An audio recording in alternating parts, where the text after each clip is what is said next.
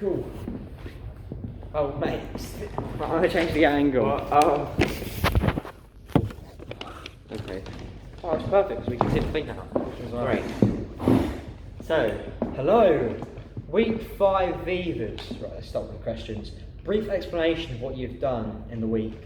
So we first started off with Leanne, and what we were doing is we were sort of like comparing the language between hip hop and Shakespeare, and it was really good actually. It was quite fun at the same time, but I think it sort of really helped like develop our understanding of like how Shakespeare is really written, but also how it sort of compares to modern times, and I think it was quite good for us. It made us become more knowledgeable of Shakespeare.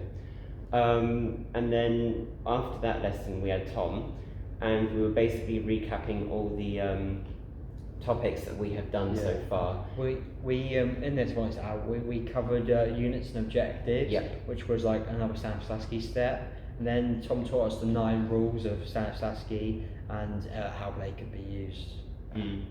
Yeah, exactly. And we were sort of like playing around with different scenes. So you was trying to win over Rosie, was it? I think so. Yeah. You were trying to get her middle name or something. Yeah, that was it. Yeah. And you were trying to use your sort of like. I was trying to be. There was all about using different techniques. It was like one was just to. I didn't do one actually, which was to like intimidate. One was like to like persuade. Another one was to like try and bribe. Yeah. I still haven't found out her middle name actually, so I've got to ask her again. I don't know if my answer's going to be any different, but I think worth a shot. Yeah. But basically, yeah, you were sort of like trying to get the objectives to reach your super objective, technically, if that makes sense. Yeah, exactly. That's great. Yeah. So yeah, that's what we did on the Monday. The Tuesday we worked with Ryan. No, it's no problem, mate. We worked on the monologues, which is where basically you got handed a monologue, and we had to like basically like create like a rhythm, and like it's almost as if we were singing it. Like it says, like use like a song, but like create a song out of the monologue, a song monologue basically. Yeah. And try and make sure that it didn't sound anything like it. I actually really enjoyed that lesson. Yeah, I think it was really good because it sort of helped with our, let's say, skills of sort of creativity. Our creativity, I think. Yeah. We sort of had to mix up words. Well, not mix up words, but sort of mix up the punctuation, and we can sort of choose how we want to say those words, and how we can play with the punctuation, I guess you could say. And unfortunately, I didn't actually get to do mine in front of the whole class, but I was pretty confident with how my one turned out. And I think we had the same one. Was it Seasons of Love? Yeah, we were working together actually. Yeah, I remember that one. We just basically analysed it. We talked about how we wanted to say it, or like cut in different ways. Because when there were pauses, we decided to like change it up. I think because each time there was a comma, we decided to like say it a little bit faster, or like a not like Shakespeare, like I am the pentameter, but like a sort of rhythm to like the dum, something like that. Right, what else did we do? On Thursday, we had Ryan. We had Ryan again, and we did an exercise with Ryan called Mind the Gap, which is where we press the sides of our. We just press like either side of our stomach, so like try and use our diaphragm, and we just basically said, mind the gap, and the idea is meant to be you use your diaphragm rather than like putting strain on your larynx. So, I found that lesson more helpful honestly as well, because it's the sort of thing that can help us have a longer lasting career in this industry. There's so much strain on our larynx and our vocal tissue, trying to force it. It's just not a healthy way to go, and it will limit our like acting opportunities essentially. Exactly. I wouldn't want a short career. So yeah, that's what we did on the Thursday with Ryan. Also, I wanted to add on Thursday as well. Were you going to say something else? I was just going to go on to what we talked about with Leanne, but that was not really important. Do you want to say more about Ryan? We had our first scratch night practice as well on the Thursday. Where I directed Danny, and we had a read through of our actual scene from the Playboys, and me and Luke, my dad, tried some Scottish accents for the scene. I actually enjoyed it. I thought it was quite fun. But I mean, it's quite. I guess it can be quite difficult to learn it. We're nearly at the halfway mark already, which is quite good. And then we also did a bit of hot seating. And we went through all the characters in the scene, potential questions we could ask them. So let's just get into the role. Yeah, and basically, I think when it came to me on that Scratch Night lesson, I think it was really good that we went through the facts and questions things, because it sort of like helped us to sort of understand what is going on in the scene and sort of like the characters as well. So that was very beneficial. And Friday we had Gary, and we were basically getting our I did feedback. I think, you know, Gary said mine was pretty good. It wasn't that bad. I sort of did everything that he asked, but I can remember the only thing that I wish I had done better was sort of like maybe understood what he said. I don't know if it's because of like my processing issues or something, but like I just wish I had sort of understood and had less of a because I think that just made it look a bit unprofessional. So yeah, that's what we did with Gary. I think we also did. We got paired with partners from our previous sessions. I was with Jake Beanie, and we went to be creating a scene where we basically created a duologue. And used a 2-shot and the over-the-shoulder shots in our scene. So the camera was there, and it was all about making sure we line up the camera and we're not missing our marks as well, rather than able to perform.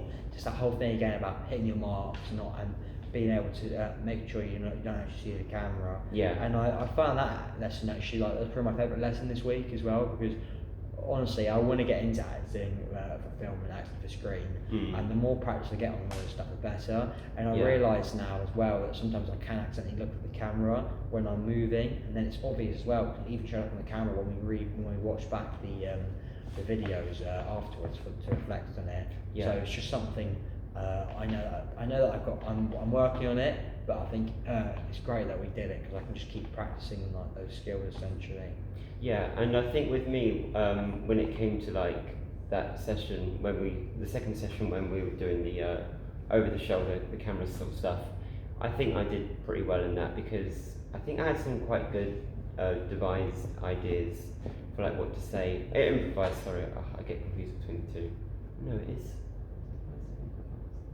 Devised is when you like take apart a piece and you like analyse it, and improvise when you create something. Oh, sorry, yeah, it's improvised. Yeah, okay. So yeah, I think it was quite creative when we sort of improvised it, and we sort of looked over, me and Sandra, we looked over the lines together that we created, and we thought it could really make for a very funny piece. Yeah, I loved theirs actually. I thought the best line was like, James got quite good comedic timing actually for the stuff. He was like, "What the fuck?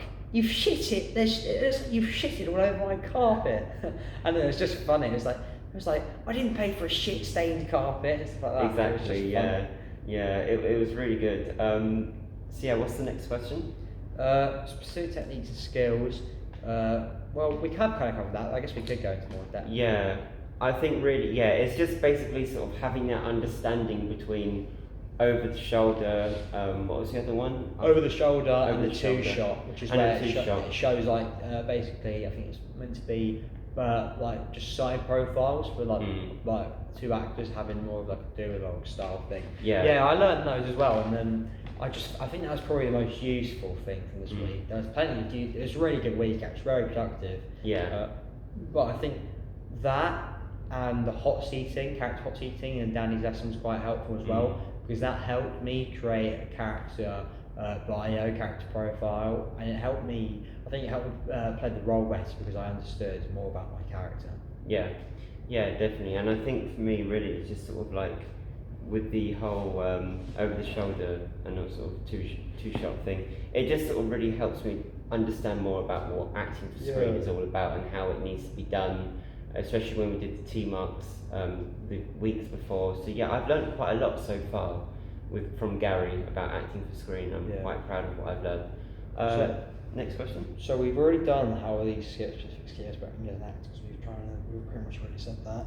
And how has your independent research benefited you? Well, we've just kind of been doing the same sort of research every week. Honestly, it's just going away, either like reading around, or actually reading the Playboys for Scratch Night, and then also just at home working on our WordPress and Vivas, making sure we're just getting a consistent level of work.